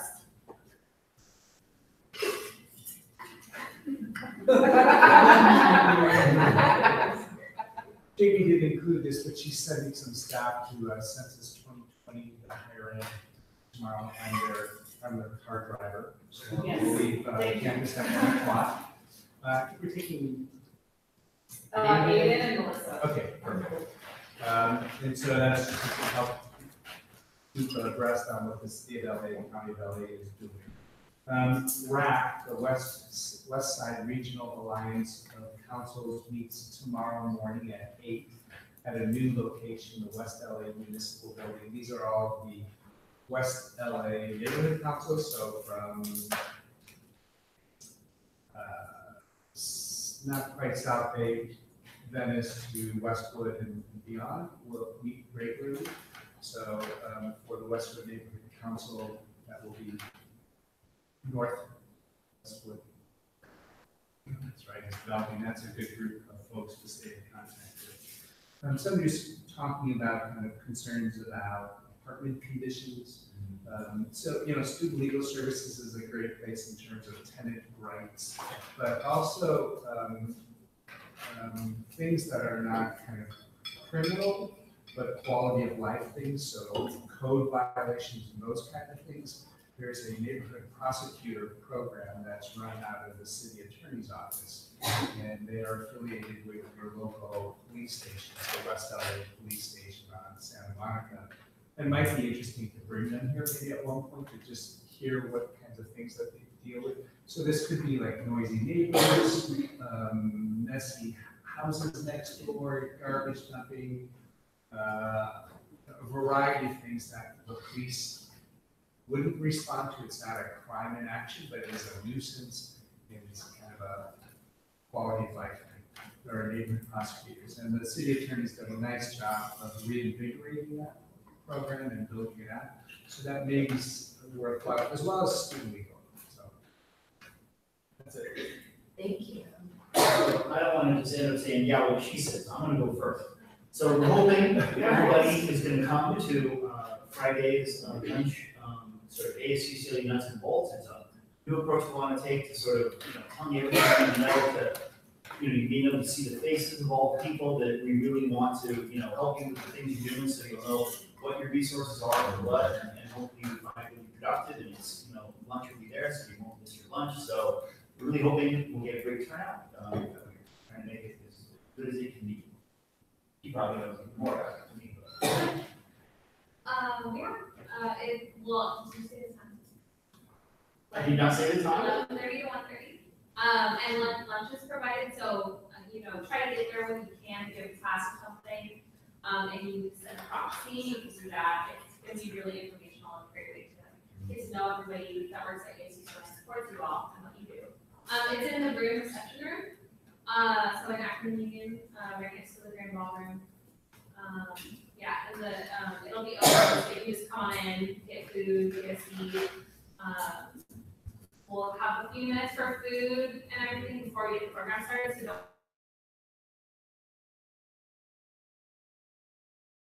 are making any updates to your logos or anything within your office that you want on the USAC website, please send it to USAC Webmaster.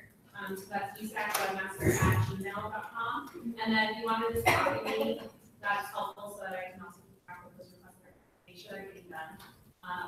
And then I think we still have a couple people that need to get their photos done for the photo display wall. So if you have not taken your headshot, let me know, send me your availability for like the next week or two, and then I'll try to set that up for you all with the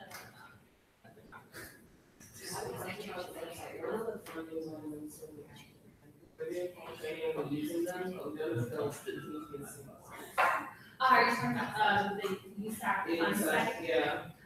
So it's potentially just got back up to date now. I haven't had a chance to verify it on the computer, I just checked it on my phone, but UCLA team was luckily able to revert whatever they did to the site that crashed everything. So now the links should all be working, we just need to get all of the new apps and funding guidelines up so that it's linked and student click on that. So hopefully it will be within the next couple days now that I've got masters are back to home working. So follow, you get one from this you send SMS.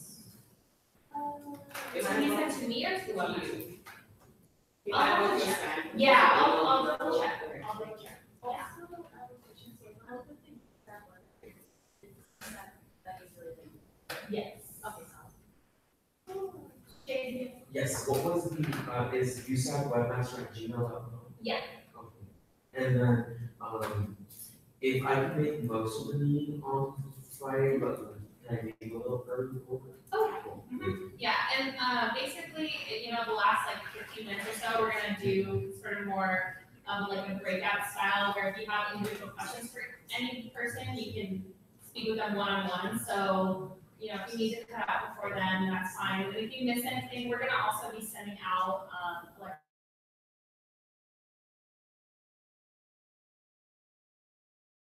information that if you have to cut out, you'll still catch all the main points, but definitely like, you know, if you miss something critical that you're wondering about, we can always like touch base after.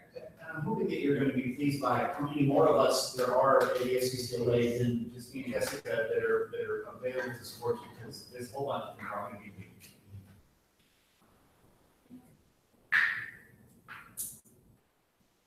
Thank you so much. Contingency. Okay, this week, we had 18 applications. For the total required, none of the applications were reset outside. The total required was $18,517.80. Of that, the total requested was $11,378.43, and the total recommendation was $5,300. Brian, quick question. Are you done with summer contingency now? Is this officially school year contingency? Yeah, this is coming out of the. Okay. Thank you. And was there any left over in the summer that rolled over? Yes. Yeah, I'm just curious. Cool. Okay, is there a motion to approve the contingency vote for the week? Or any questions?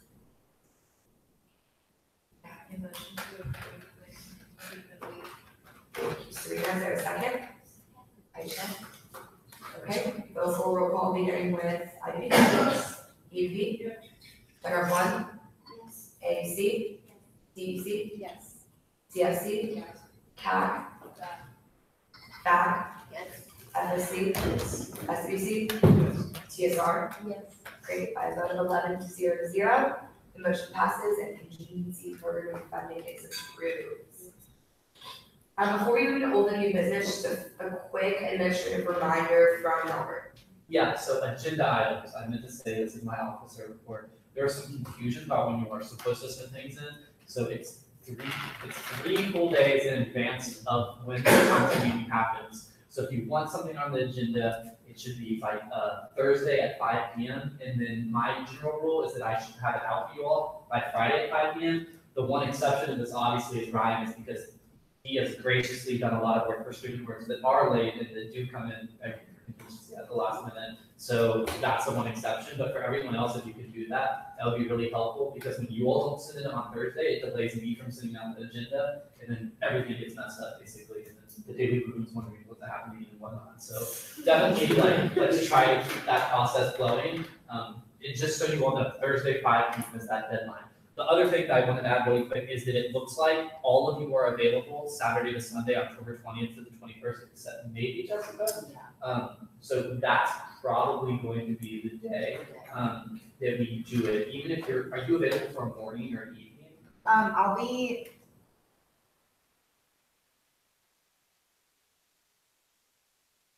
Your birthday weekend at Bougie House. I was just, there's like a charity, like, pit bull walk on the 20th, that I just want to go. Okay. So maybe it's that evening. Yeah, I just don't think I'll be able to come that long, but I So anyway, all 10 of us are available for this. It's in Malibu. What'd you ask? Yeah, so Malibu. So Okay. Hopefully the last 4 council members that haven't put down their stuff yet can go, because all of us are available. Yeah. Do you all decide if you wanna add on some sort of like yeah. welcome reception thing to the front end or back end of that retreat, or are you thinking about it? The plurality, you all said that we should have it at like right before, but there were a lot of you all that typed the other option, which was like, yeah, maybe, blah, blah, blah, blah. So like, the plurality said that it should be on the same day. We'll finalize that very soon if you want to. But like, just so you all put it on your agendas now, Saturday and Sunday, October 20th to 21st is the day we're gonna do. We're gonna have to leave early for 21st, it's 8 o'clock. Yeah. What time? So we, Saturday. Saturday, So even if you come late that night, like it's like a huge house, so if you come at 10 p.m. that night or early in the morning the next day, it's fine either way. It's just like an Airbnb. Yeah. We wanted those views though, Robert. We got, It's okay, a good house. Views. It was a good house. Whose budget is this? Sorry? Like, is your office paper a USAC retreat? No, so we have a separate fund, about $3,700. Okay. In our budget. Yeah. So the Airbnb is like, it has a beach, I'm pretty sure it's full there. So this will get used, it's not the city. I just love like no a gift card. That's so nice. It's like unparalleled. It's hard to find a place that can house 14 plus. In the hotels, yeah, there's a lot. Yeah, there's a trick to it. You say that you only need 8 beds. Yes. and then Yeah. And then you just policy is that they don't.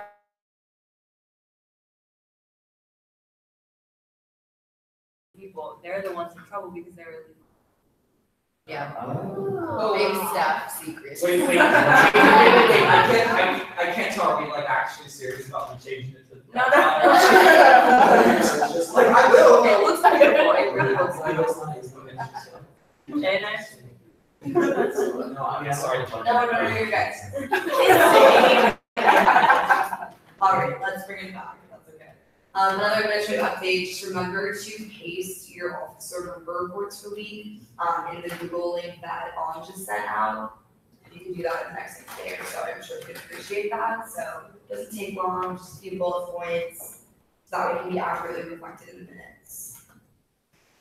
Okay, so our last major item on the agenda is a discussion of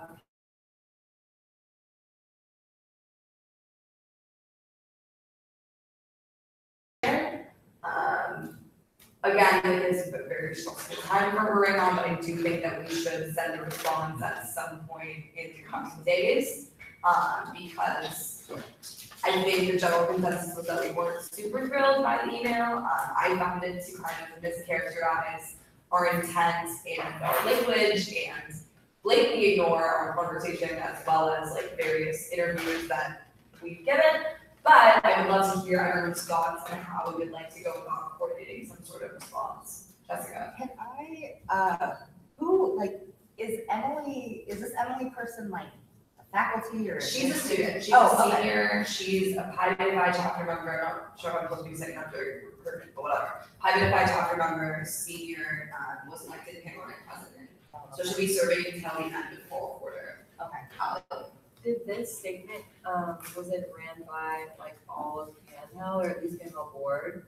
I'm not sure, I can ask. I'm not sure. It was coming just from her, it was just signed Emily Lewis. But, From what email, sorry, because I didn't get their email. sure, okay. She replied, consider yourself lucky. Tell us. You got it, yeah, I got forwarded it, but I don't know what like email was it. If it was Pan then it's technically you would assume that she trying to was speaking on behalf of. I think it was just her email. No, it was the Panoramic, wasn't. But again, it wasn't signed the integrity of Panoramic, so it wouldn't assume. But I can ask. I personally was planning on sending a response email.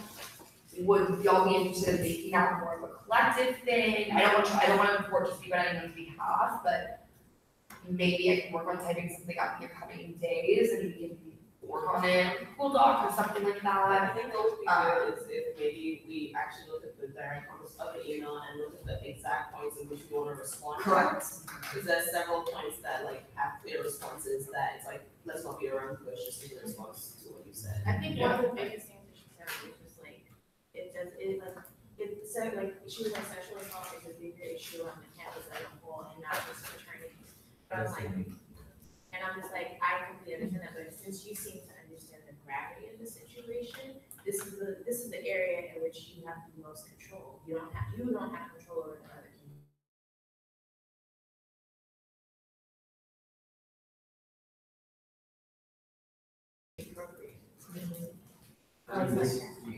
Sorry, your hand is up. Just an update, it was that from Fantel. Okay, so that could be my personal opinion, just all the people I mean, is it not okay for all Fantel wanting to go choose speaking on behalf of them? Because I told my friend announced her first comment, she was like, I didn't care, I'm a sorority, I didn't care about that, that's what reflect my views. Absolutely. So she should take that into account. Yeah, she should.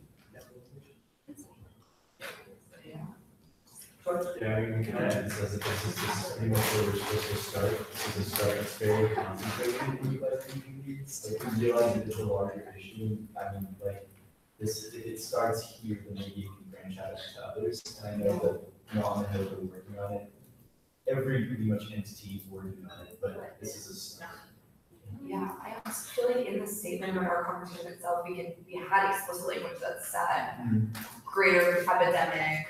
Yeah. In my interview with David Berman, it says this is by no means exclusive to fraternity, you know what I mean? Yeah. So I felt like that language was there, so maybe just further emphasize it. Yeah.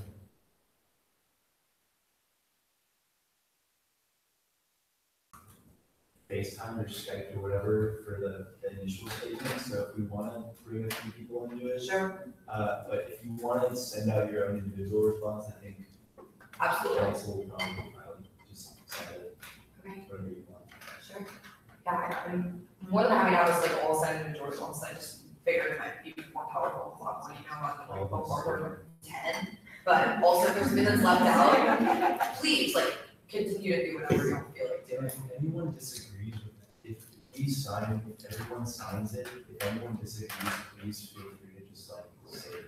Absolutely. Like, if you want something that we can all collectively agree with, that would be powerful. Serena? Can we do that thing where we invite them to come here and then also invite people to make public comments, so basically we don't have to speak, but. Sure. I can ask if they would like give a special presentation or something like that. Do you want me to ask Noah as well? IFC president? Who's no one? He's IFC president. All of them. Sure. That's what I figured, so I'll work. I'm sure as soon as we're. Robert? I mean, I just want to, like, restate what George said, in the sense that I think that, like, we should really drive the narrative that it's a larger issue, but, like, if you don't tackle on, like, the individual community level where, like, these issues are prominent, or where they're, like, you know, where issues come up within these communities, then, like, it will never be addressed. So I just wanted to, like, restate what George was saying, definitely emphasizing that in the letter in some way that makes sure we're acknowledging the larger problem, but also focusing on this. Right. If I could just say, I'm feeling awkward here, you're all discussing something, and we haven't seen the response. Okay. We don't know what all about it yet. I think for you. So who needs just the four of you? Okay. Roy, Jessica. Sorry. No, I didn't realize, I guess it makes sense to send you a raw. Not going to the air. Okay, just seconds, let me know if you get it.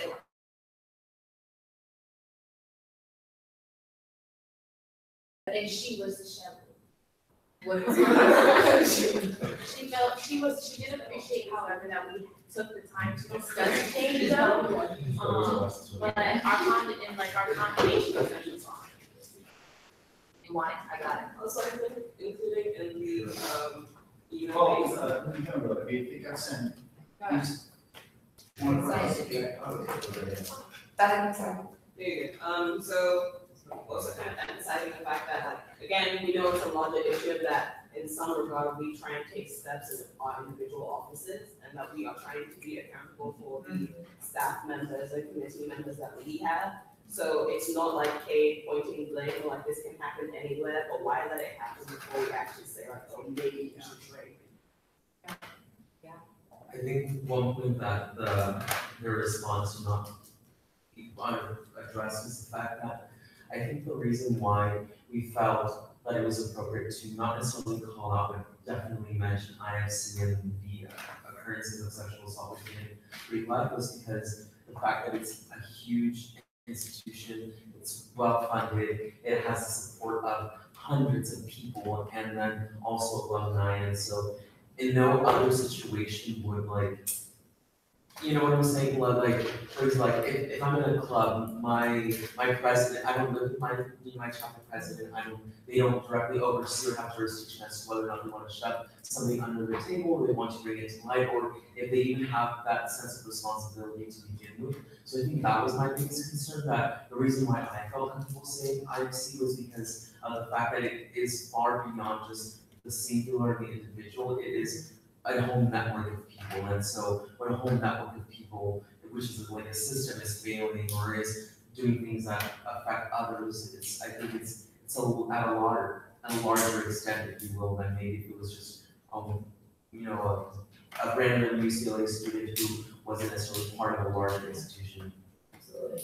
I also want to emphasize too, like another thing that I'm struggling with is that this was very much advertised as a statement in response to one situation rather than like a USAC comprehensive policy on SVSH, right? So hopefully as the UC SVSH revisions come out, that's something that maybe we can articulate more clearly, so that way this sort of miscommunication, misunderstanding doesn't happen in the future. Because I really do think that Emily's intentions are in the right place. And I've seen the way that she's conducted herself as panel president and the types of emails that she sent out. I just not really sure like what her thought process is, but I don't think she like disagrees that fraternities are a hot point of sexual violence. Does that make sense? So I think in this email she was straight up like, you can come into she literally said, focusing on the presence of sexual violence in more easily identifiable communities does not accurately consider the widespread culture of sexual violence or take into account assaults that occur in apartment dorms or other campuses. She's not, I don't even think she gives a damn, like, she's really just deflecting its responsibility on IFC. And like, to be honest, like, I understand that like she's not responsible, but like when you're a part of these organizations, you have to understand that these people define what it means to be a part of your organization. And if we really want to keep it all the way honest and a buck, every year that I've been at UCLA, going on 4 now, there has been an issue with the fraternities, there has been an issue with sexual assault, and they're literally in our backyard. Before students can even make it to their apartment, institutions. And granted, you do make the choice to walk in, but nobody chooses to be assaulted. So it's not just since we got here to historic, this is what always commenting on Daily Green articles. Like, I went to UCLA in the 70s, like, how believe this is still happening? I'm like, yeah, what the hell? This is still happening. You're like, Robert, I was just gonna add too, is like, if she really wants to claim that like we're not focusing on the broad issue, like literally invite her to Campus Safety Alliance, like literally tell her we're starting that initiative again and working with these psych offices. Like, it's just a good way to like let her know like actually like we're not just like coming for Greek life, like we're actually trying to get people together from all communities of UCLA, like she's claiming, and then also the response that like we do need to like target communities where it's been historic. I just think it's funny that it's Rush Week, and so Greek life is gonna claim that they're influential as shit, but when we hold them to the standard of being influential, they're like, oh, actually, we don't have that much influence. Yeah. Michael said it's a really interesting time to release that kind of statement. But I will say, and this might be a really severe thing to say, but I was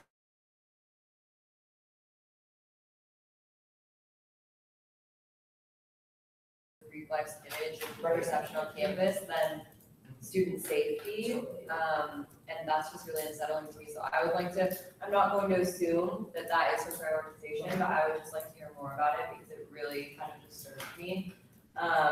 And yeah, it just felt like she was kind of all lives mattering this situation.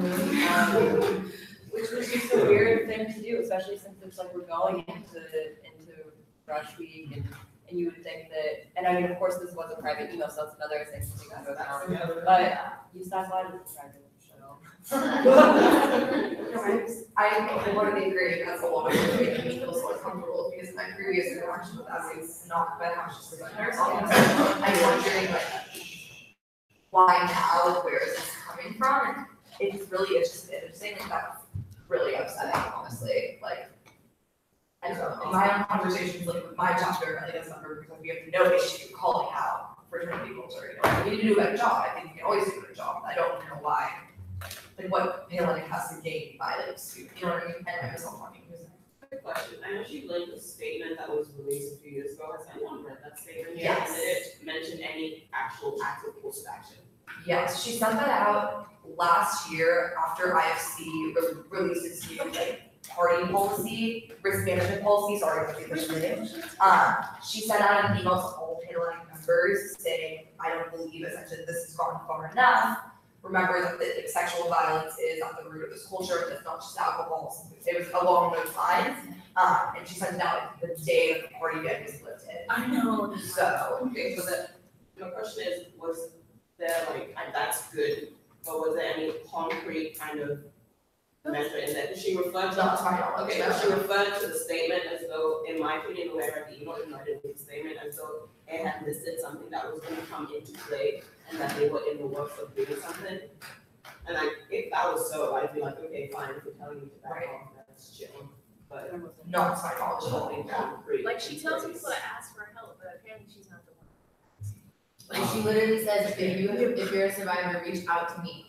Imagine reaching out to me, she's like, well, people are sexually assaulted outside of frat houses. Don't worry. Like, and don't get me wrong, like I can understand a level of, because we all got sent to the burden, like they threw an article, like this person was like removed from the university, like they dealt with the town in office, you know what I mean? And it's like, but they also like were still members of the like the fraternity as well, and like had actually a lot of support within the fraternity. And so like I just think that like when it kind of comes down to like asking for support, like your alumni, or at least like making sure like those things are like completely denounced. Like you shouldn't still be allowed to be a member when you defame them, like you did, like it's not even like an honest mistake. Like sometimes like when we're under pressure, like those are things like I can understand how you're like, you know, you did this, but I can understand those situations where like something where you completely violate someone else.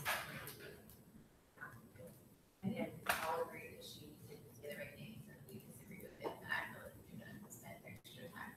Yeah. Talking about how wrong she is. I think we all know the next action is to tell her she's wrong. Sure. Are there any other concrete things that haven't been discussed that you would, I know you're taking a list of things? I think all the points we made down, but that's why I thought we were saying them so they would be written down and explicitly said in the newsletter. Secondly, I don't know, if we're gonna do an additional letter, I feel like we should bring them in. They may or may not decide to come out, and that's the choice of theirs. Sure. And if they don't, then we send a letter, because it seems like our response is gonna be imminent regardless. So.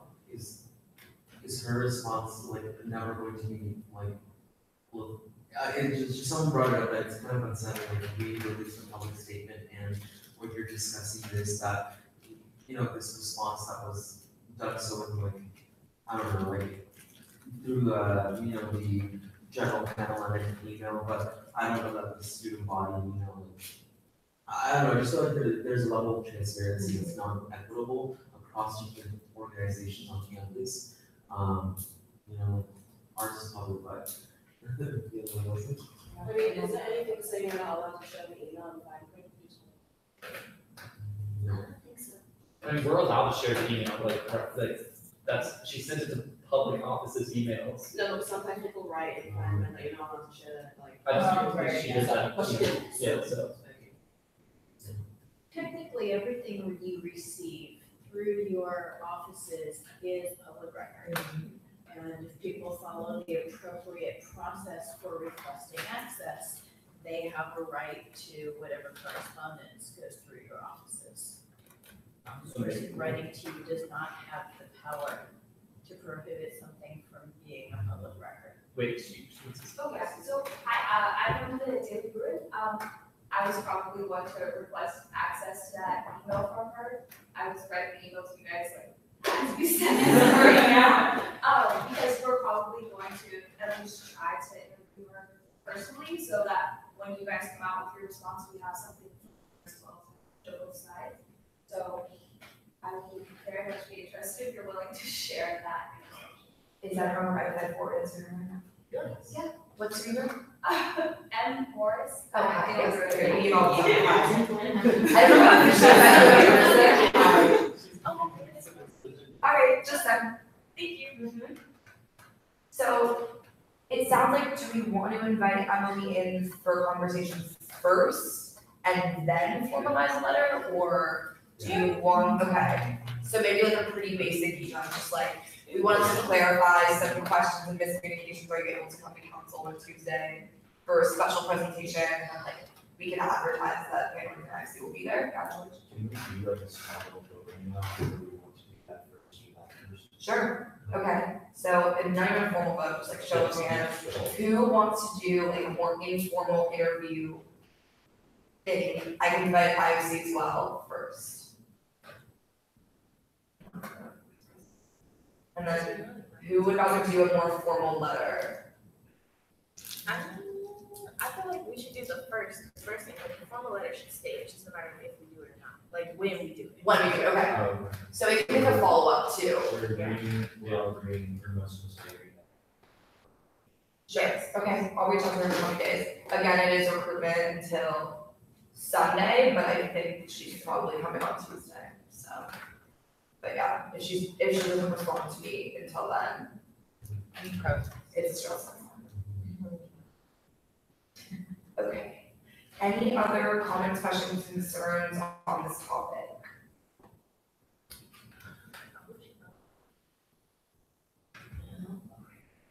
And I'll reach out to IOC and just kind of see what's up with him and with that as well. And we're not getting a little bit, and it's rush right now for them too. Okay. Okay, when does she leave in her office? Huh? When does she leave office? Emily? End of fall quarter. Oh, okay. So all our terms in Greek life tend to go end of fall quarter to end of fall quarter next year. So yeah, paneling is a little bit different because not all of the members of paneling are voted. It's an appointed position by the previous paneling executive council. So. Huh? When did it leave? I don't know the exact date, but it ended fall quarter. Okay. And I don't, as soon as I hear rumors on who will be on confirmation, I will let you all know. I just don't know anything yet, but, I'm also like, technically not supposed to talk to paneling right now, but I think it's fine if I do the capacity as USAC president instead of the chapter member. Okay, last questions. All right, and that is it. I will formally adjourn the meeting at 9:03 p.m. I know. Brian, can you pass the attendance sheet around? Oh, man.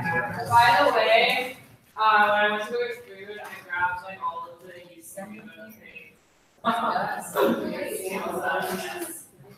And please make sure to all here together. Okay,